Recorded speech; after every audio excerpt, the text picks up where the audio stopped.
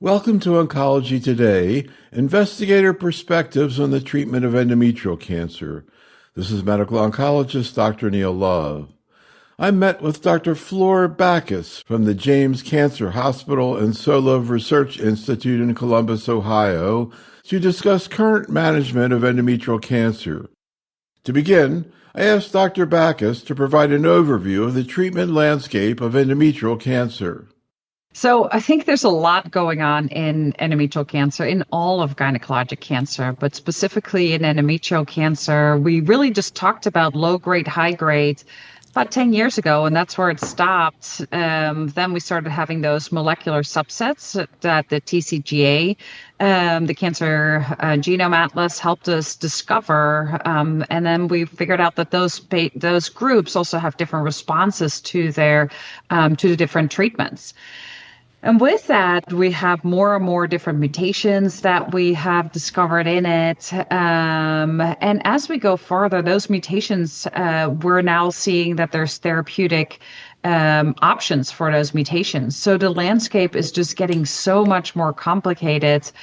Some of it is an explanation also for why do some treatments not work in particular subsets of patients, and also why do some drugs work so much better in other subsets. So, but it is more and more complicated, and with the addition of the targets, as you see in this here also, like the number of different mutations and the differences in those mutations, the beta-catenin, the PIK3CA mutations, mismatch repair deficiency proficiency, the RAS pathway, and then on the other, the high-grade side, more the P53, HER2, cyclin E, and now all the surface antigens that we can look at with immunohistochemistry for the novel antibody drug conjugates. Like, I don't know how anybody can keep track of all the things that are happening within gynecologic oncology, let alone, and specifically also in its different subsets. So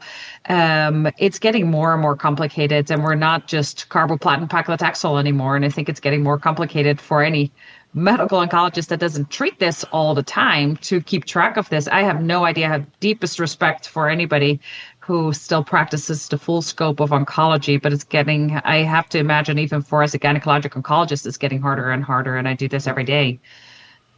So, again, we could spend hours, as you just alluded to, talking about all the things that are going on. And we are going to emphasize one of the most important, I think, developments in the last few years in endometrial cancer, which is the integration of checkpoint inhibitors, immunotherapy, into the disease. And one huge glaring thing that stands out, and you talk about medical oncology because we have a lot to compare to, is that it's a pretty high fraction of MSI high disease in endometrial cancer, 25 or 35%.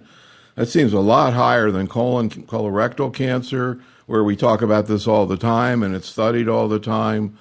And we'll get into some of the trials that have come out, but just to note, there's a lot of MSI high endometrial cancer. Absolutely. And it's one of the most important things that we have to check right from the time of diagnosis. Yes, as part of our therapeutic options, of course, and whether checkpoint inhibitors are a good option for patients. But also, we can't forget about Lynch syndrome and making sure that we find those patients that we may find with endometrial cancer, that then we can prevent a colon cancer in the future. Yeah, I'm going to kind of drill down, too, on not only what's going on today, but what the ongoing trials are looking at and what we might be seeing in the next couple of years. And again, kind of focusing down on immunotherapy, and particularly the immunotherapy in the advanced disease, recurrent metastatic setting. Of course, we've had the two big phase 3 trials looking at dostarlimab as well as pembrolizumab.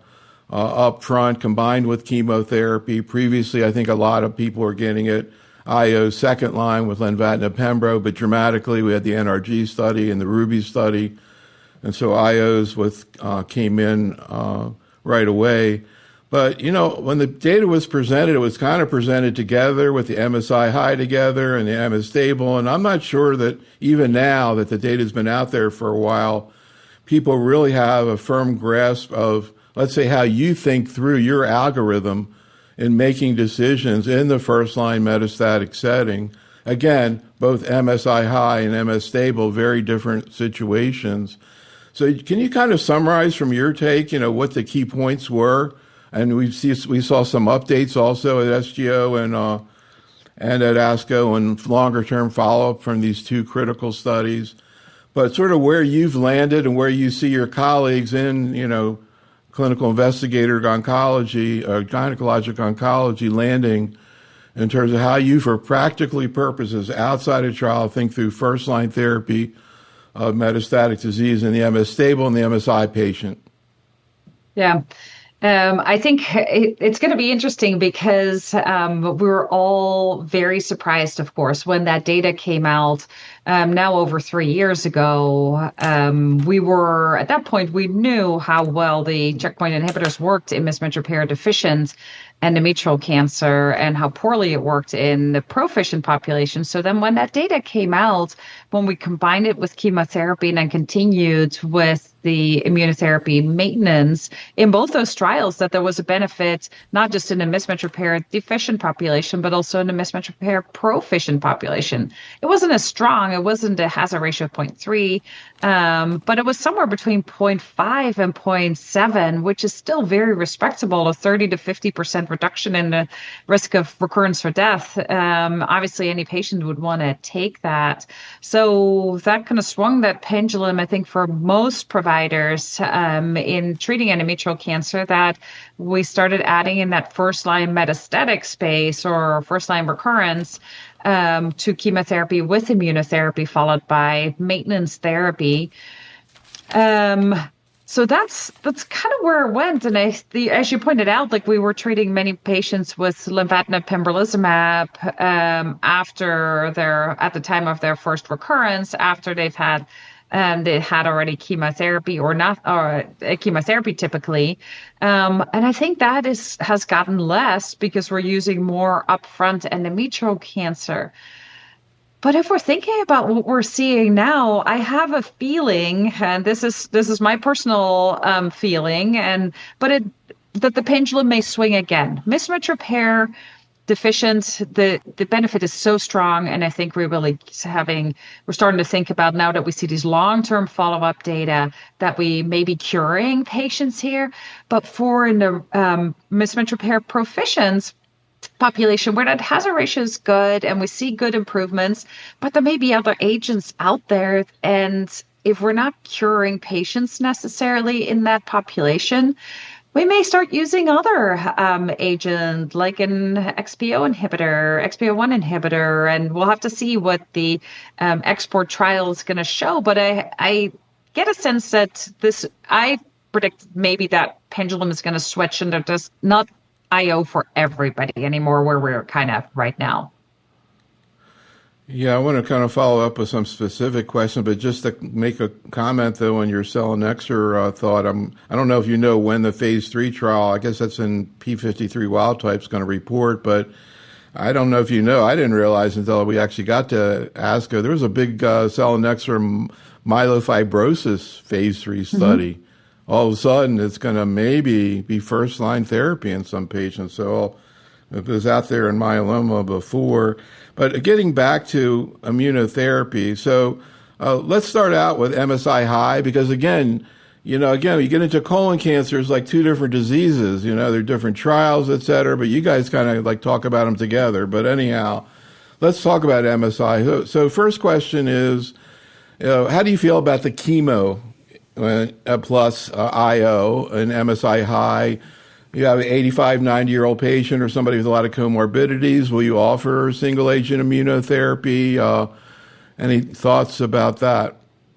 Yeah, I think it's a consideration. Depends a little bit on their disease burden. Personally, I think even those older patients, and they have a bigger disease burden, they're going to feel so much better when we do a good job getting that treated adequately and pretty fast. So combining it with chemotherapy, and most of these patients tolerate the chemotherapy. You may have to make a little bit of a dose adjustment, and you may not go with your carboplatin AUC of 6, but may start with a 4 or 5. but they tolerate it fairly well and in combination as well. So at this point, for me personally, most patients I'll still give chemotherapy with immunotherapy, even if they're mismatch repair deficient. But that said, we'll see in the next, probably in the next year or so, when those trials come out that are comparing immunotherapy to carboplatin paclitaxel by itself. That doesn't include the current standard control arm with the chemo IO, of course, but still, I think it's going to be very informative data. And the other part, yes, I think it's not unreasonable to drop the chemotherapy. We see in the at least the LEAP 001 from that data in the mismatch repair deficient population that when you compare that to the chemotherapy alone, that and they haven't had prior chemotherapy yet, that's still a very active therapy. And we may not need the chemotherapy necessarily. So it's reasonable. So another issue here in general with IOs, and I'm curious your thoughts about this. This comes up in every disease where IOs are used, is to what extent, if any, is there tail on the curve? Not just MSI high, but also MS stable. The example I give in terms of that is an extensive stage small cell. They added IO to chemotherapy, and they got like a modest, not even as good a hazard rate as you see with MS stable and endometrial.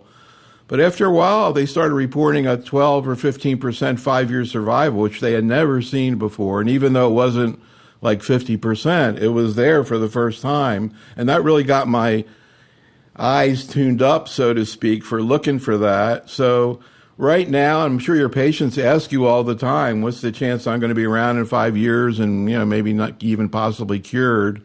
What do you say to a patient globally? I know that individually it's different, but globally, if they're MSI high versus MS stable? Yeah, I think here the data that Matt Powell presented from the Ruby data, and they did some kind of analysis and called it the conditional overall survival. And this was pretty fascinating. It was a bit of a complicated analysis, but what they saw in talking about the mismatch repair deficient population, that if you made it to the 1 year mark from starting treatment, that you had about a 84% chance of potentially being cured, have a 3-year survival of being cured. But if you made it to the 3-year landmark, so that was the end of their dostarlimab maintenance, then you had a almost 95% chance of being cured. So, or have a long-term survival. So those are really pretty awesome numbers. Let me for a second, though, pause for a second, because I need to make sure that I'm saying that correctly. Yeah, because also I'm not. What I'm really curious. I understand that that's great, that data you just mentioned, but also, again, when you start out with the patient at the very beginning, and they're MS stable and they're MSI high, and they won't say, okay, at this point, what kind of you might have a physician as a patient. I'm sure you have plenty of physician patients who might ask a question like that. What is the chance that I'd be cured or doing well at 5 years? What would you say, roughly, ballpark? If you're MSI high, we're now starting to think about in the 80% realm. If you make it to that 1 year, especially if you make it to the 2 and 3 year marks. But if you make it to the 3-year mark, that may be even in the 90% chance. So these numbers are going up. And that's for the mismatch repair deficient population. We don't really have those similar numbers for the mismatch repair proficient population. Do we know the numbers for the MS stable? For the stable, those weren't presented. But if we look at the survival curves there, for the overall population, what they had in their survival curves, we're looking at somewhere around 40-ish% at 3 years, probably in the mismatch repair proficient population. At 3 years. At 3 years, it was 48%. Yeah, 48% at 3 years. Yeah, that sounds kind of encouraging. Another question is, this again comes up all the time with immunotherapy, is choice of IO. Would you like to kind of compare available data and how that plays out in your practice and other people's practices? Yeah, I think that is something that you're comfortable with. I don't think there's truly a big difference between, for example, the pembrolizumab or the dostarlimab. Both are PD-1 inhibitors. PD-L1, there may be some differences there, but the hard part is that in the other trials, we didn't see as consistent of an effect in the mismatch repair proficient population, at least. But we also included different populations in those. There was more Asian population in those studies that used PD-L1 inhibitors. So is it the PD-L1? Is it the population? Because we just didn't see as good of a response in the Asian population. So we haven't really figured that out yet. So what about for practical purposes right now? From your point of view, your fellow comes up to you and says, which IO are we going to use? What do you consider reasonable options in terms of choice?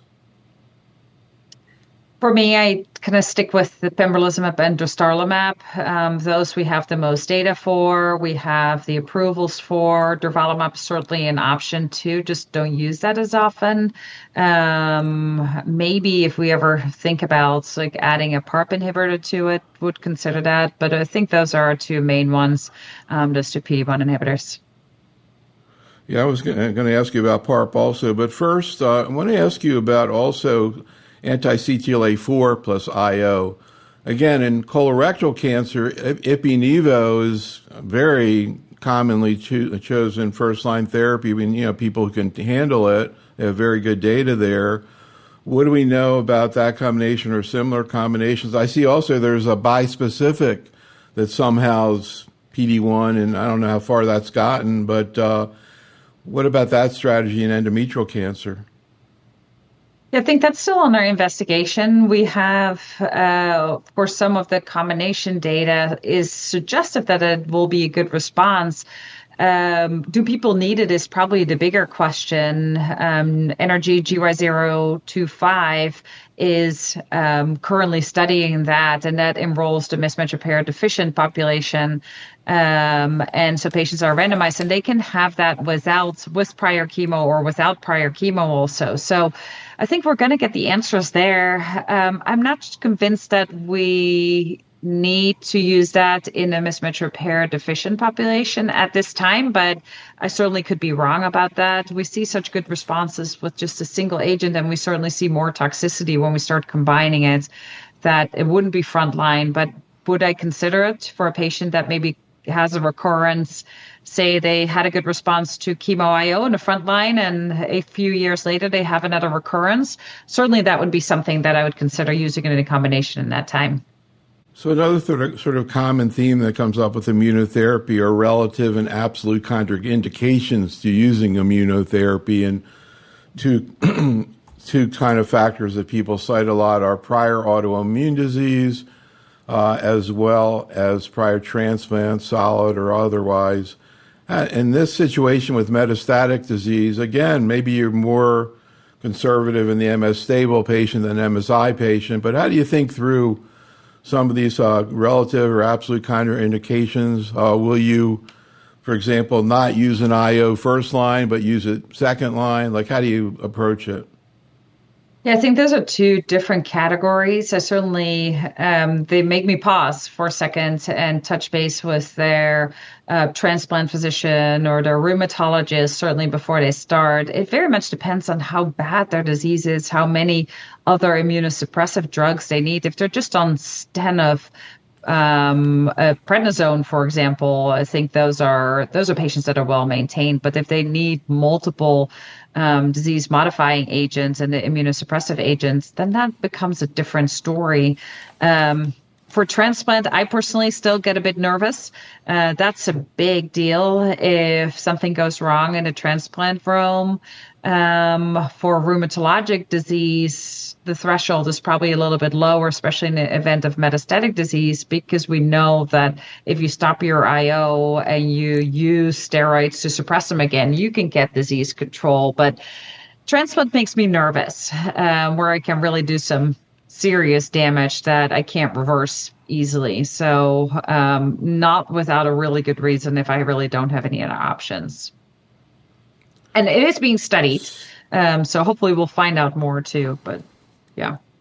So you mentioned PARP inhibitors, and I have to confess, in spite of hearing a lot of things presented and discussed the last few years about that, I'm still a little bit confused about what it actually means for now and for the future.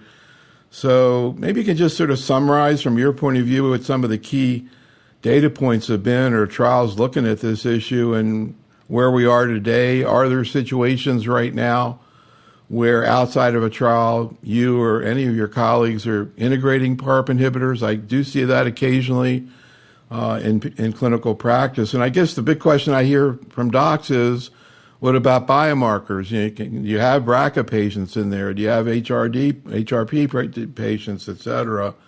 So where do we stand on PARP in endometrial cancer? Yeah, I think we haven't figured it out completely yet. For one, it's not FDA approved, the combination with chemo IO and PARP, at least not in the US. Yes, in Europe, that's a different story. But here in the US, we don't.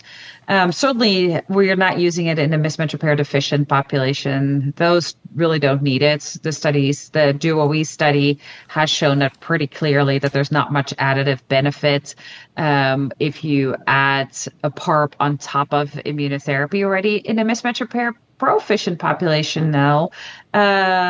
Yes, there does seem to be some benefit. If you look at the curves, it wasn't powered for that. So have to be careful with that. But the curves do separate there. So there's a role for it, but probably really pretty selective. It does add some toxicity. It obviously adds a lot of cost. It's another thing that patients have to take. So in a select, kind of what you said, occasionally if a patient has a BRCA somatic or germline mutation, that's probably where we consider it.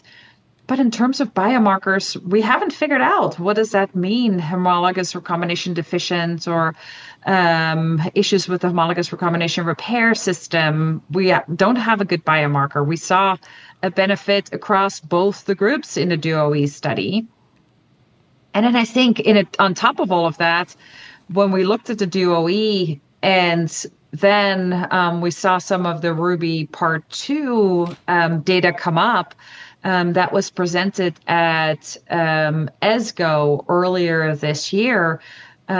Those curves the survival didn't look the same. And kind of we saw the curves trending in the wrong direction, kind of what we saw in the adjuvant setting, where Pembro didn't seem to help in a mismatch repair proficient population. So not all PARP inhibitors may be the same, but it's not really quite yet ready probably for primetime use in all patients.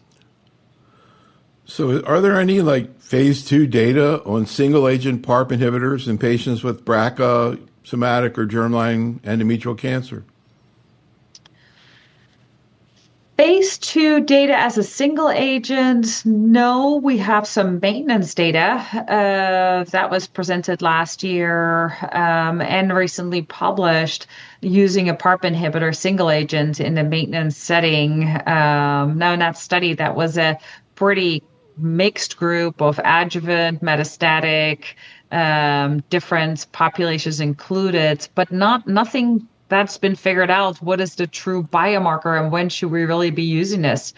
And as a single agent, yes, in this phase 2, whether it was single agent or combined with immunotherapy or with anti-angiogenic agents from the GY0112 study, we just didn't see much activity there at all. So it's kind of puzzling still. So let's talk a little bit about some of the ongoing trials, particularly those that are looking or including immunotherapy. And you mentioned the NRG GYO35 study, which honestly, it looks a little retro to me. It's, got Bev in there and, IO, but and 3 arms, So let's start out with that. Can you talk about what's going to be looked at there and why you're excited or not excited about it? Yeah, it is a little retro, and it's something that we're going to be able to do maybe with all biosimilars and maybe the most affordable study if that goes forward. But it's No, an interesting retro's study, good. though. I like retro. Yeah, I mean, it's like Retro's good. this is like the new purpose for old drugs, right?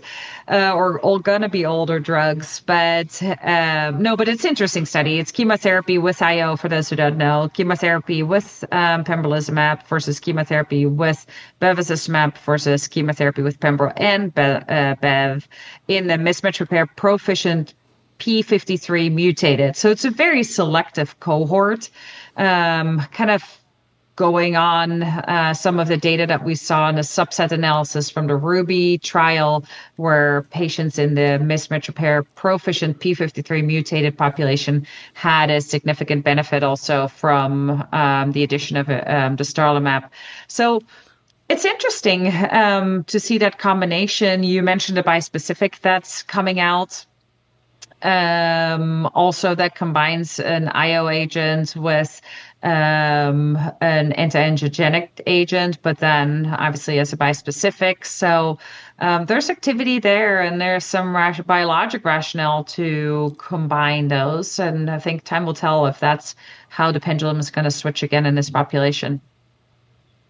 So you hear a lot about P53 across oncology, and I think P50, and we're getting back to your biomarker scheme, P53 is pretty common in high-grade serous endometrial. I think it's like 70% or so, so it's most patients.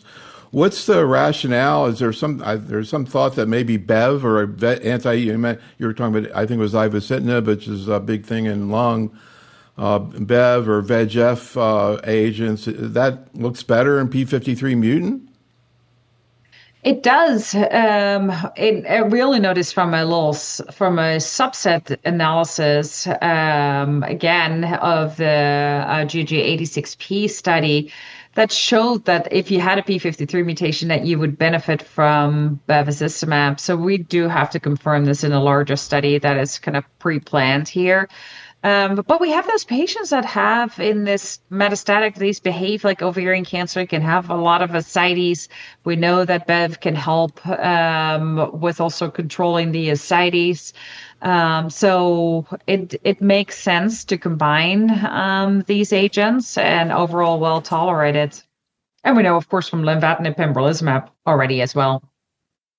Yeah, no, that's a great point about lenvatinib and pembrolizumab. But it's easy to forget. Lenvatinib has a lot of VEGF activity and a lot of anti-tumor activity. So yeah, that makes sense. I guess maybe someday we're going to have algorithm P53 positive. We're going to go one way, P53 wild type. We're going to go to selinexor. Yeah. Yeah, I think that's a pretty good chance that we're going to land there. Hopefully, we'll learn what the outcomes of that trial are, and if they were as good as in the Siendo data and the phase 2 data later this year. So, any other phase 3 trials that are looking at immunotherapy, not just in the metastatic setting, but also adjuvant, locally advanced setting that you want to comment on? Yes, I think probably one of the other important ones where we're set in the beginning, like in the first line metastatic, it's at the moment still it went to IO for all. In the adjuvant setting, didn't pan out that way. So when the Keynote B21 study, when they looked at it. That study was chemotherapy with or without pembrolizumab. Patients were enrolled right after surgery with no measurable disease. So truly just a pure adjuvant study. That's where we were surprised that was a negative study. And we actually saw that, yes, in the mismatch repair deficient, huge, same hazard ratio of 0.3 or even lower in some of the newer data. But in the pMMR population, the hazard ratio was actually reversed, 1.2. So we're not helping, and we may even be hurting by adding immunotherapy in the pMMR population in the adjuvant. So that's, I think, hard to forget that the metastatic setting is a little bit different than the adjuvant setting, whether that's because there's disease present or not present, and that may play a role. But we can't just say, oh, yeah, IO for all at this moment. Yeah, but that study, which a lot of people, including me, did not know about, and I was thinking, I remember discovering it about a year ago. At the time, if you remember, there was a plenary presentation at ASCO on MSI high adjuvant therapy in colon cancer that was positive, atezo chemo, and everybody was saying, oh, that's the first adjuvant IO trial that's positive like that, in the MSI high. And then we looked and we saw what you said, which is actually, it had been demonstrated. The other flip side of what you just said is you did demonstrate the same thing that they saw in colon and the adjuvant setting, which is a big advantage, and people ended up quietly using it. But in any event, now it's with colon and everybody's trying to figure that out. There's another study that I saw, Trials in Progress. I love those Trials in Progress posters. This was at SGO. And again, reminds me of things going on in lung and other parts of oncology, colon. Adjuvant dostarlimab with pelvic radiation and locally advanced mismatch repair deficient endometrial cancer. Any comments? Again, kind of reminds me, you have that in non-small cell lung cancer, but there they just given it sort of, without any particular reason. Here you have MSI high disease, which is fascinating. So any thoughts about that study and locally advanced endometrial cancer in IOs? Yeah, I thought that I agree. That was a very interesting study and well done. It was a smaller study, but they showed that if you gave radiation and added immunotherapy to that in that mismatch repair deficient population, that you can get responses that are probably close to or similar to the chemotherapy with IO. So we may not need chemotherapy. We could potentially just do radiation with IO as an alternative also. So that's in the adjuvant setting. Certainly in the metastatic setting, we'll probably still need the chemotherapy along with it. But yeah, in the adjuvant setting, I think that is definitely a way that we could be going if that's something that people are interested in avoiding chemotherapy. And that kind of was a gist of their study also, that they said, like, okay, well, maybe this is going to be our chemo-free. The question is, like, which one is the toxicity? Which one do you prefer of the toxicities? But yeah, that study is being done. A similar study is being done on a little bit larger scale in Europe as part of the Rainbow project there too. So it'll be great that we have one here in the US, and then also the one from Europe coming out hopefully soon as well. So, like as you mentioned, this was just a one-arm study, 31 patients with recurrent, with encouraging data. So are there phase 3 initiatives looking at, again, locally advanced, incorporating IOs with radiation or chemoradiation? In Europe, yes, for that's ongoing. In the US, there hasn't been as much uptake. We just don't use radiation as our primary therapy as much. We're much more heavy on the chemotherapy and have been. So I think it would take a lot to do that. We tried to look at some of those trials and was just not enough, or to develop some of those trials, and wasn't quite enough interest probably at the national level to do that as a larger trial here. But in the recurrent setting, I think is still another setting where we use it. If we think about like the patients that are on immunotherapy, just switching a little bit here, but those that are on immunotherapy and have a good response, then to use targeted radiation in those instances, in clinical practice, I think we do that, probably see that across all disease types within oncology, but can be a very effective strategy. So just to clarify, though, again, my naivete as a medical oncologist, this dostarlimab trial, the patients were eligible stage 3 and 4A. And again, they got radiation therapy plus dostarlimab. how do you normally, outside a trial setting, manage those patients, and if they're MSI high? Yeah, right now in that adjuvant setting for those locally advanced, those patients would be getting chemotherapy with immunotherapy based on the Keynote B21 data. Big phase 3 trial. Yes, it wasn't powered to look just in the DMMR or the PMMR population, but the effect was so strong and so consistent with what we saw in the metastatic setting too, that that is the new standard of care. So another issue, and I remember we brought this up at the SGO endometrial cancer meeting, CME meeting, was the issue of in MSI high localized endometrial cancer, the question of immunotherapy, MSI high disease. You know, obviously in rectal cancer, there's a tremendous amount of excitement. People are getting IOs, MSI high rectal cancer, avoiding surgery. They're looking at it for colon cancer, although there obviously the surgery is not as morbid. And I think we talked about the fact there was at least one study that was being done, I think in the UK now, looking at neoadjuvant MSI high localized. Any thoughts about that strategy moving forward? Yeah. In a neoadjuvant setting, I think it's an interesting study. What makes me pause a little bit is that the study that came out of the Netherlands from a couple years ago, they only gave 1 or 2 cycles of immunotherapy and then did their surgery. But the majority of those patients still had disease remaining in their uterus. So while we see really good extrauterine responses, I'm not convinced, and we looked at our experience here too, that we can really omit the hysterectomy.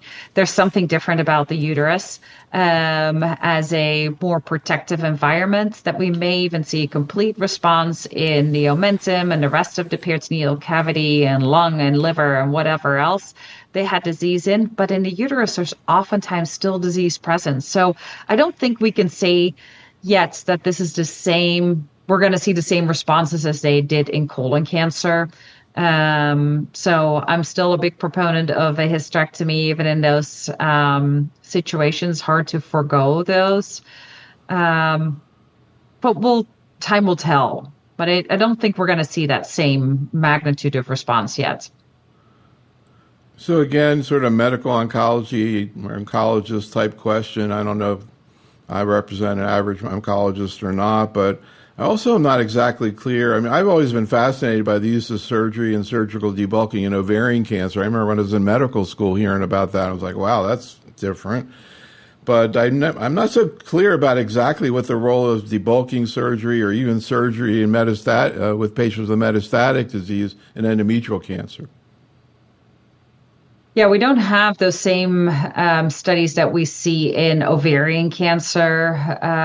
It's also a little bit different because a lot of patients may present with abdominal disease, but endometrial cancer, for some reason, has more of a tendency also to go to lung or liver. So that kind of excludes them from that primary debulking.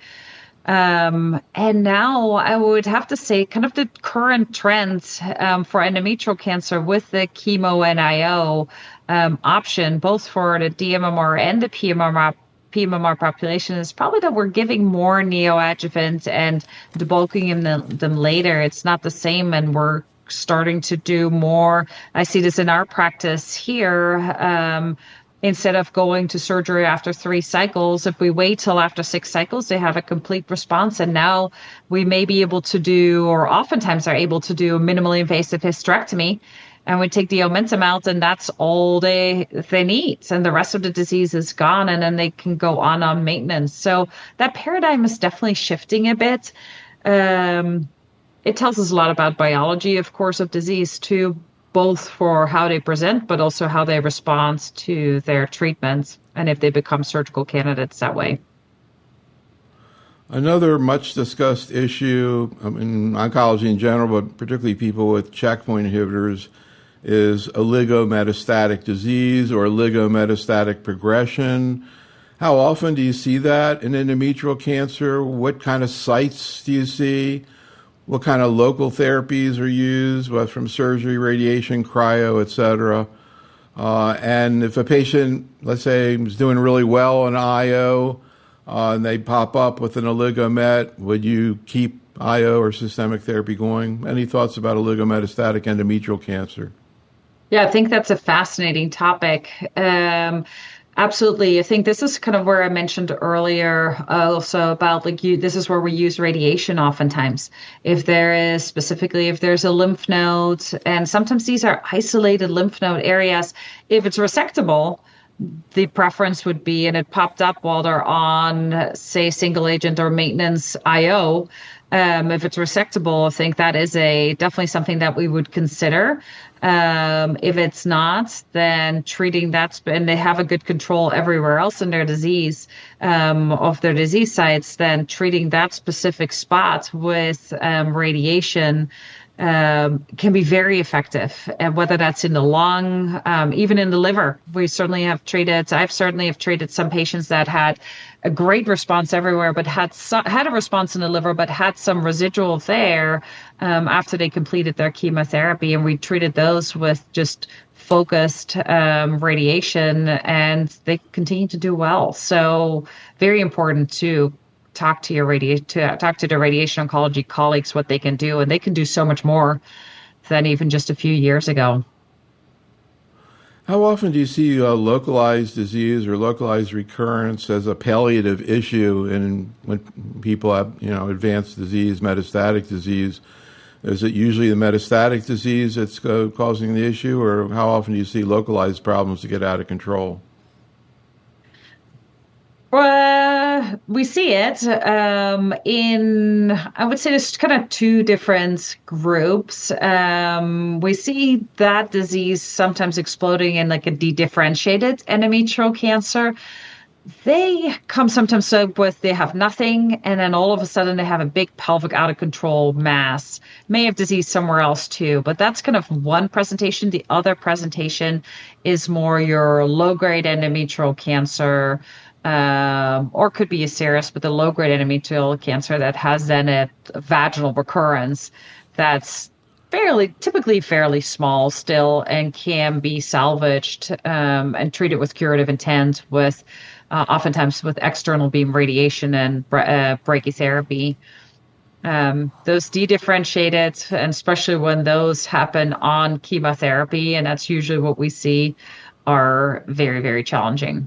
So another thing I was going to ask you about, I sort of alluded to this in the beginning, is kind of like what's your take on, or what's your observation on, in terms of who treats patients with metastatic endometrial cancer in a tertiary center like yours, and in the community setting, a general medical oncology community setting? I think it's a combination, and it probably gets treated more than we really realize still in the community, because patients want to stay closer to home and don't always want to travel, especially not if they have to travel for an hour or two. So sometimes that is in collaboration. The challenging part is when I think like those patients do end up oftentimes at a tertiary center, is just after chemo IO, and if they are not HER2 positive and there's no trastuzumab deruxtecan and they're higher grades, there's just nothing else out there. So we're very much reliant for those patients, and there's lots of good clinical trials available.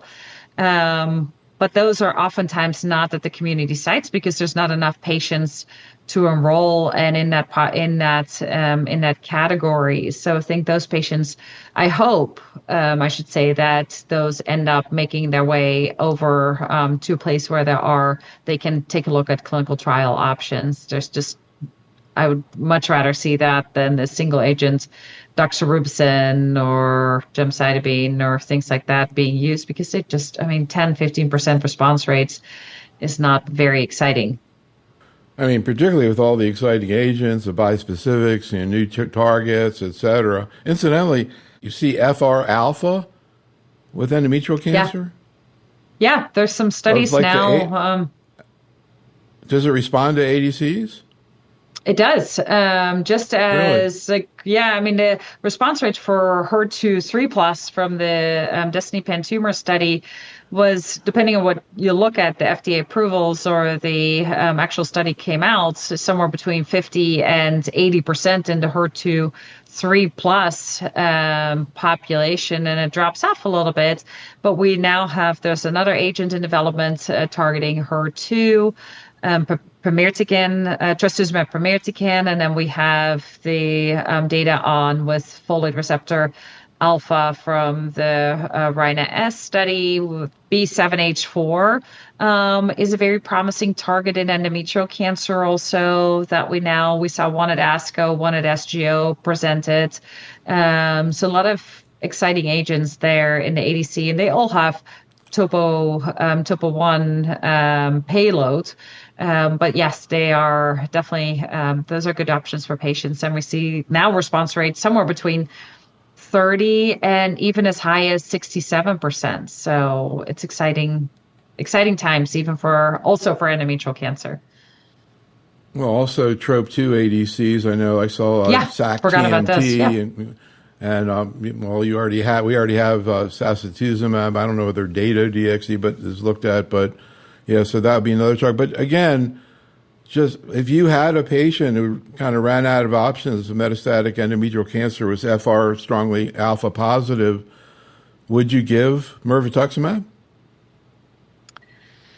For MERV, we don't have a lot of data in endometrial cancer yet. I would probably, at this time, with the exciting data with the topo 1 payloads, I'd probably favor that over MERV. But other payloads are certainly welcome, and if they're highly folate receptor positive, certainly could consider. We did a study with that, and the response rates weren't bad, somewhere in the 30 to 50% range in smaller studies. So could be consideration, maybe challenging to get an approval for that too. Not quite on the listing yet. I mean, do you see people with high levels, like 75% with endometrial cancer? Mostly in the uterine serous carcinomas. So very rare to see that in endometrioid or any of the other histologies. But for the uterine serous carcinoma, that's where it lies. Yep. So getting back to immunotherapy, we talked a little bit about relative contraindications. What about people who have autoimmune complications of therapy? Of course, you have things like thyroid, which usually is pretty easy to deal with, but then other potentially much more difficult problems, colitis, pneumonitis, etc. What's your approach to these, and in what situation will you re-challenge, like a patient who's done well but then has one of these complications? Yes. So great points there. So I would, for those like to have a grade 1 or a grade 2, where they may have pneumonitis or colitis, even a grade 3 colitis, if we can get it well controlled. Those patients all go on obviously high dose steroids and then a steroid taper typically over 4 to 6 weeks. Should definitely not be shorter than 4 weeks. And what I do, and I think most others do probably a similar thing also, is once they're off their steroids, I'm giving them 1 or 2 weeks to see what happens when they're off steroids, just to see if they're going to have rebound symptoms, because for some of these patients, they're going to declare themselves pretty quickly that as soon as they're off steroids, the same thing happens again. And if they do okay after that 1 or 2 weeks and they had a grade 1 or a grade 2, then we'll re-challenge. Some of the grade 3s kind of depends on how much of a benefit they're getting. I would consider re-challenging. There's an interesting study that we have here also, and it uses siltuximab, so an IL-6 inhibitor, to give in combination with immunotherapy for those patients who had an autoimmune toxicity, to see if those patients can be re-challenged again. So that study is not fully enrolled. It's been presented at some of the conferences, but there'll be some interesting things that what can we do to overcome and more safely re-challenge those patients that had toxicity. And as I think we commonly see, it's those patients that oftentimes the patients who have the toxicity are also the patients that have a significant benefit from the immunotherapy. There's definitely seems to be a relation between those two. So not everybody can safely go on. And I don't also think that not everybody necessarily has to go back on. Some patients just need 1 or 2 doses of IO and they have such a violent response and toxicity sometimes that's all they need, and they continue to do well afterwards. Yeah, it was actually the next question I was going to ask you that I just wrote down was whether you think there's a correlation of toxicity with benefit, which you just went ahead and answered. Anyhow, you're trying to block part of the immune system, IL-6. Yeah, IL-6. Yeah. So is the idea that somehow you're going to block the autoimmune thing, but not the anti-tumor thing? Wow. That's right. Yeah. Yeah, so it's an interesting trial, and I think it's an NCI trial also. So we'll see what those outcomes are. But interesting way to overcome some of those toxicities and be able to keep people on IO for longer or re-challenge again safely. So one final question. This really comes up so often nowadays, and we always bring it up just to see what's going on. We were talking about colorectal cancer, and there, we really seen the introduction of cell-free DNA MRD assays like Signatera there, particularly in the localized disease setting, but even metastatic disease. And of course, this is being looked at in almost every other kind of tumor you can think of. What do we know about cell-free DNA, these type of assays in gynecologic cancers, and particularly endometrial? Yeah, we're getting more and more data here. I think what we're seeing now, and I think probably the best study that we have available that looked at this and that published it also, and the data is out there, is from the DuoE study, where they looked at those patients, whether they cleared their ctDNA and what their prognosis. For right now, I think it's very much a prognostic marker. If you were ctDNA positive still at the end of your chemo IO, then you had higher risk of recurrence and progression versus those that were ctDNA negative. And I think at that study also we saw that sometimes there was more DNA clearance if you added a PARP inhibitor than on top of it. So that's interesting things where we are now. I think we're not quite at the point of should we treat? Can we say if you're positive, you should treat. If you're negative, we can omit treatment. But that's kind of what we're seeing, I think, in other diseases that's going to be used as a decision maker. And hopefully we'll get a chance to get some of that information and those kind of studies out there too in endometrial cancer, and certainly would help tailor or personalize some of the treatment duration specifically for our patients. So I got to add one more question. As you were talking, something else popped into my head I got to ask you about, which is, I forget when, I think it was about a year ago, for the first time, we've had thousands of cases presented, particularly since the pandemic with all the teleconferencing. Finally, I had a case of POLE mutant endometrial cancer, who, guess what, did great on IOs, but just thought, I think, endometrial is the only place where I hear about POLE, but can you kind of capsulize what it is and when, what you do if you find a patient who's POLE positive? Yeah, we don't find them very often either. I can count on one hand how many POLE positive patients I've had. Those are those patients that are they're the hyper mutated patients. So when you see that NGS report that comes back and they have about every mutation you can think of, POLE is oftentimes one of those. But what we see with those patients is indeed they can present with that high grade and high grade disease, but those are actually oftentimes the ones that do better. We're starting to look at studies now, can we safely de-escalate? The hard part is from the older studies with those POLE studies that the patients did so well is that they did all get either radiation or chemotherapy because they had those high grade features. So they all were treated, and with the treatment they did well.